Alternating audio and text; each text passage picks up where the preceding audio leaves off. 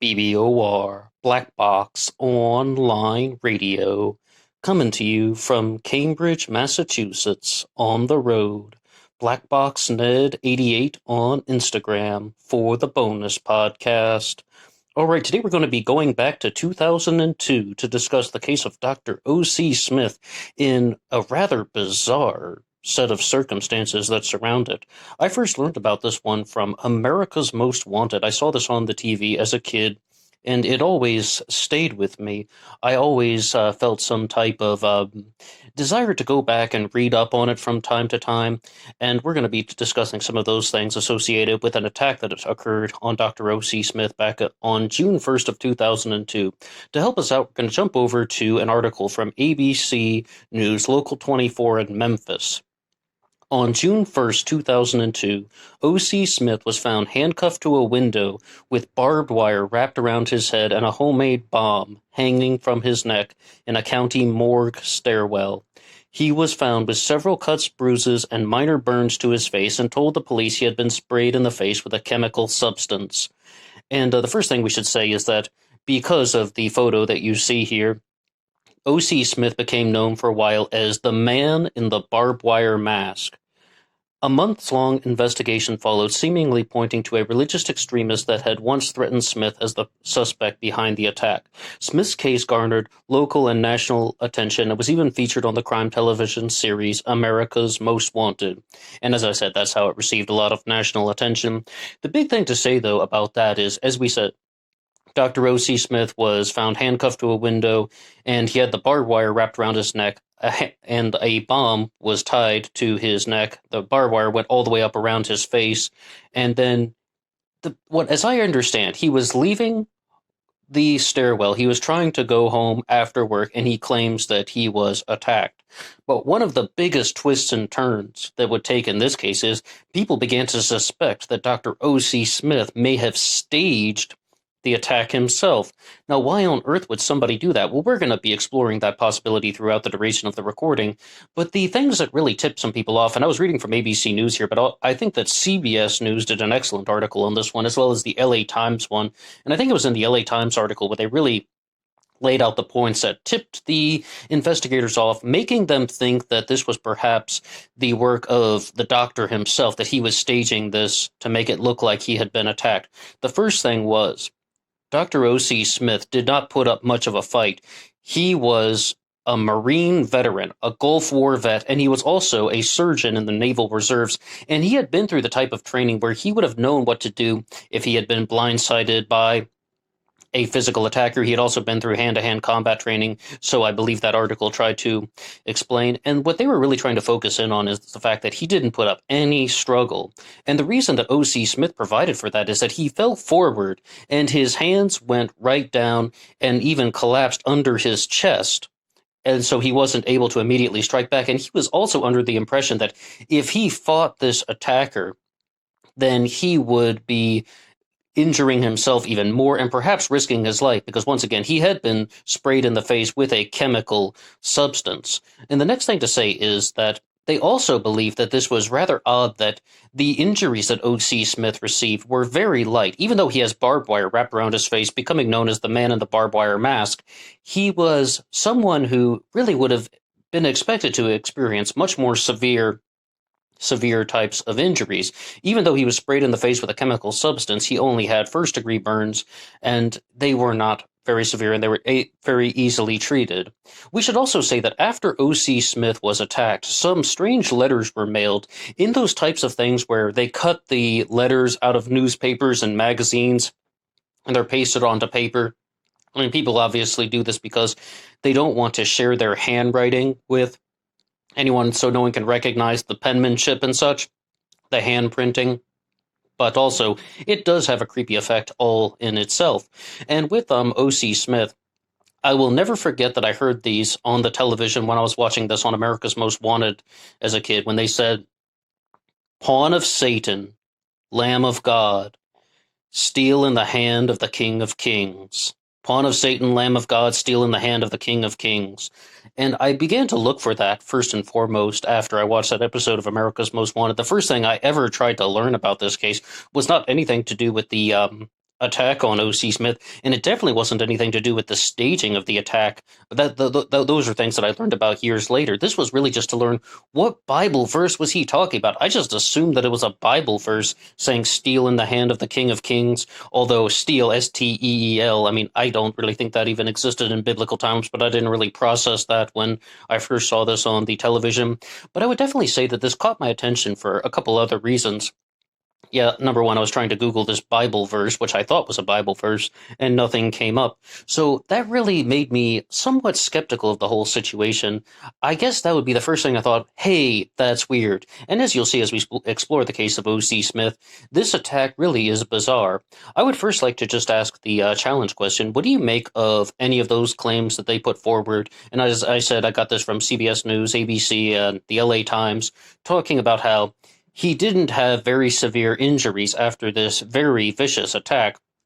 And the next thing to say is that do you think that somebody who had been through hand to hand combat training would have been able to put up more of a fight against this? And we could also talk about a few more things that are going on with the case of O.C. Smith. We mentioned that a bomb was tied around his neck. I think I started reading up on this one maybe in 2017. I was even thinking about doing an upload on BBOR about this, but then I was really rather blindsided myself when I found that there were all these people that were accusing Dr. O.C. Smith of staging this attack himself. And I would say that it went in the impression of I was thinking about doing something for the YouTube channel, and I was like, let's see about Dr. O.C. Smith. I wanted to just know the full story about everything that happened with him. And I really found myself quite surprised when I learned that the overwhelming majority of sources that I found at the time, around 2017, were just saying that Dr. O.C. Smith had staged this thing. And I was like, well, I don't really know what to think about that. So I put it on the back burner and I just began to recall some more things about Dr. O.C. Smith. And I was like, I want to know the full story now. But the fact of the matter is, the full story, well, we'll see. We'll see. There are a few complications associated with that. But yes, indeed, he was wearing this bomb around his neck. And since I started reading up on the hoax stuff, I had just assumed the bomb wasn't real. It was a dud. It was fake. But Dr. O.C. Smith says when the attacker put the device around his neck, he said, if you prod it, if you mess with it, if you try to remove it, it will explode. And it was not fake. It was not a dud. This is one thing that genuinely shocked me when I was reading about this stuff because they were just saying this was a real explosive device that was hanging around his neck. And maybe you heard of the story of the man from Erie, Pennsylvania. They used him as the source material for the movie 30 Minutes or Less, where they had this metal contraption around his neck containing a bomb, a real live bomb, and he was told to rob a bank. And then he had to rob the bank or else the bomb would be detonated. And eventually the bomb did explode. And then they learned later on that the man who was robbing the bank had been an active participant in the entire robbery scheme. Very complicated story. But with Dr. O.C. Smith, that would be something that a lot of people thought was going in favor of the doctor telling the truth, in such that why would he go to such great lengths to stage a hoax with a real explosive? I mean, if you want to stage the scene and make it look like a hoax, I mean, a dud bomb will not kill you, but I mean, they were saying that this was indeed a real bomb that was hanging around his neck, and it could have killed him. Like, it would have not just caused an injury, it would have delivered a fatal blow. So, some of the things that we should also mention is that Dr. O.C. Smith was a medical examiner, and he worked in the world of true crime, and that they also thought that because of his interactions and perhaps some high profile cases, we mentioned that religious extremist, but perhaps somebody wanted revenge against the doctor. Maybe he had done some work with legal proceedings, and that had led to a conviction, and somebody had it out for Dr. O.C. Smith. But at the same time, they couldn't necessarily pinpoint that. And let's go back to the ABC News article here. Smith was tried in 2005 for charges related to the allegedly staged attack. During the trial, prosecutors said that Smith was suffering from a mental disorder that caused him to seek attention. And I believe I read this in the LA Times article when they were saying it's called fictitious victimization disorder. And they were trying to expand upon this, putting forward a narrative that was saying that he was not only wanting to be an active member of the story, but yes, indeed, he wanted attention, he wanted glory, and he wanted the fame that would come from being the victim of a true crime case. And the sad thing is, it's not beyond imagination that somebody who is a medical examiner would want to become part of the story himself. He works with many true crime cases, and he can see how people are responding to the victims, and then he wanted to have that type of experience himself. I'm not saying I know 100%, because the jury couldn't decide on this fate, and the trial ended in a mistrial, and Dr. O.C. Smith was never charged again. Dr. O.C. Smith would go on to pass away in 2019 as a result of a heart attack. He was 66 years old, thank you to ABC News, and he was 66 at the time of his death, and he was 49 at the time of the attack back in 2002. Now, after the trial in 2005, Dr. O.C. Smith's career never recovered, and a lot of people were just thinking that he had caused too much controversy, and there always is the possibility that he did indeed stage the attack himself. I'm not saying I know 100%. You heard it right there. He was not convicted of this. And perhaps there is still a standard of innocent until proven guilty, but the investigators definitely began to notice several red flags about this man in the barbed wire mask that you see here in the picture. And that went down a particular pathway of questioning his credibility. And you would really hope, though, that somebody such as a doctor would not want to only do this solely to become this type of fantasy that he could live out, just to blend the concepts of fantasy and reality, because he's making his livelihood working as a medical examiner, trying to do things in the name of science to help solve cases. And I think that that would just add another saddening layer to the situation. Some of the other forensic notes that they did contribute to this situation is that the barbed wire that was used to tie up Dr. O.C. Smith, that you can see in the picture here, that was shown to have no connection back to him. They couldn't trace it back to anything on his property or trace it back to any way in which he could have obtained the barbed wire. Of course, there are always going to be other possibilities on in which somebody could obtain barbed wire, but with this one, they weren't able to definitively match it to anything on his property, so that's another thing there. But I should also add a point of a contribution to one of the things that they were saying involving the hoax theory in this is that it would be a very difficult it would be very difficult to set up this crime carrying barbed wire, the chemical agent, as well as the homemade bomb, having all of these items just in a truck and like moving them to the stairwell, knowing that Dr. O.C. Smith would walk up at a certain time and that someone else wouldn't see them with all of this equipment. And I think that's another reason that tipped the investigators off that this could possibly be a hoax. And this isn't my own observation, mind you. This is something that people had been writing about in the articles. And once again, ABC News, CBS, and we're also going to be looking at the New York Times article here. What we can say about this is that it sounded more like what they were saying is that he had stashed the items that he was using to stage the attack somewhere in the vicinity of that stairwell, and then he had arranged this on himself. He had put the barbed wire around his neck and even sprayed himself with the chemical substance, and then that was all readily available. But I mean, that would also raise a few other questions. Why were why was there so little evidence left behind that he had done that? And we're going to jump over to the New York Times article, and we're going to look at an article from John Branston that was published in 2004. Coroner faces indictment on faking office attack. A federal grand jury on Tuesday accused Shelby County medical examiner of faking an attack in which he was wrapped head to toe in barbed wire and strapped with a homemade bomb around his neck, bound to a window with bars in his office. And as we said, this was also in the stairwell. I thought that I had remembered that he was in a parking garage when I was watching America's Most Wanted, but it seems like these people who are following the case much more closely are saying that he was indeed in the stairwell of the office building. The incident, which the authorities say was staged by the examiner, Dr. O'Brien C. Smith, also known as O.C. Smith, occurred in the middle of the night on June 1st, 2002. The coroner was found by a security guard who notified the police bomb squad. 17 federal, state, and local law enforcement agencies, including the Bureau of Alcohol, Tobacco, and Firearms, responded to the authorities, and the show America's Most Wanted featured a story.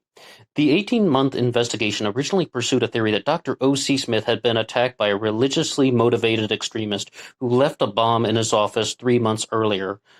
A year before that, the police and a reporter received threatening letters saying the evil one is in the body of O.C. Smith, and adding that he was trying to kill an inmate on death row in a Nashville state prison.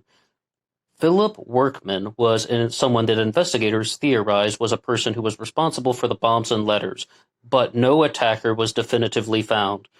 By the summer, the investigation had turned to Dr. O.C. Smith. And we should say about Philip Workman, I believe he is the individual that they've been talking about when they're saying that he was accused of murdering a police officer during a robbery that went wrong at a fast food restaurant. He was robbing the fast food restaurant, and he was charged with the murder of a police officer, but he claimed that the officer was actually killed by a stray bullet from another police officer who had fired at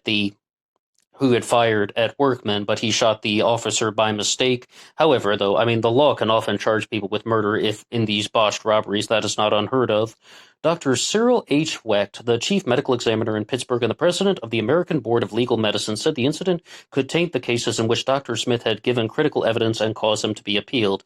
I mean, that's what we were talking about earlier, about the doctor who's making his livelihood trying to promote a presence of integrity and honesty, and if he's going to be faking evidence just for his own attention-seeking issues, then that would greatly, greatly be a saddening effect. However, Dr. O.C. Smith was not convicted. And we should also say that the Dr. Park Dietz, D-I-E-T-Z, commented on this, and he appears to be a believer that Dr. O.C. Smith was indeed suffering from fictitious victimization disorder. Perhaps you've seen Park Dietz on several true crime programs in the past. We talked about him when we did our uploads on the Unabomber Manifesto, but he's also talked about Jeffrey Dahmer and the D.C. sniper case. A lawyer for Dr. O.C. Smith named James Gartz called him a stand-up guy who has testified for the prosecution and defense for more than 20 years. Well, what do you make of that? Based on everything that you've heard so far, do you think that Dr. O.C. Smith was a reliable person who was testifying for the prosecution as a medical examiner for 20 years and was just the victim of an attack, something that went wrong? Perhaps somebody in the courtroom had an axe to grind against him, or they wanted revenge against Dr. O.C. Smith? Or do you believe that this was the case of somebody who was listening to true crime cases, listening to legal proceedings, listening to defendants and prosecutors and defense attorneys for all these years and wanted to become part of the story himself? Asked whether the doctor continued to think that he was in danger, Mr. Gartz said, "Look, there's somebody out there, so yes." A few hours before the plea and a few hours after the indictment had been handed up, Dr. Smith testified in a murder case. And we should also say, though, about as far as plea deals, I mean, they were talking about Dr. O.C. Smith working on a different case right there, but Dr. O.C. Smith was offered a plea deal in this one, and he declined it because he was maintaining his innocence throughout this whole thing. And as you heard, there was a mistrial in 2005. He never confessed to being part of any hoax. He never said that he was had anything to do with any type of hoax. He maintained his innocence throughout this whole thing, including turning down a plea. This is a very serious charge, the District Attorney William L. Gibbons said, but at the same time, there is no reason to believe that it undermines the validity of his opinions as a medical expert, and there were two different issues. We were informed last summer that the focus of this criminal investigation and that the focus had centered on Dr. O.C. Smith, the prosecutor said. We took steps to use alternative expert testimony when possible, and we will continue to do this, but that is not to say that we will not look at the actions of Dr. O.C. Smith at all. So the last thing that I would just like to say is, I mean, I would really just like to ask all the questions again. Do you think that somebody only suffering simple lacerations as well as very minor injuries from such a brutal and vicious attack, being covered in barbed wire, being sprayed with I believe it's called sodium hydrochloride or something to that effect was the chemical that was used on Dr. O.C. Smith, and like he only had first-degree burns on his face, and they really thought that the injuries were just inconsistent with what someone should have experienced after a vicious attack, but Dr. O.C. Smith simply said he did not resist because he thought that the attacker would most likely end his life if he resisted in any single way. But do you think that is also consistent with his background as being a Marine veteran and someone who had been through hand to hand combat training? And the next thing that I would like to ask is that do you believe that there is any possibility that Dr. O.C. Smith would have strapped a live bomb to him? He had a real bomb hanging from his neck. It was not a dud, and it could have killed him. I mean, like it could have gone off. The bomb squad definitely had to disable that. Do you believe that that is significant of someone who is staging a hoax, or somebody who is just an active participant in this, or someone who was genuinely attacked? I would love to see your comments in the section below. What do you have to say about Dr. O.C. Smith? Thank you for listening to this one. This was a re-upload. We had to take the original down and do some modifications, but that is all for me now, and I will see you on Instagram for the bonus podcast. Until next time.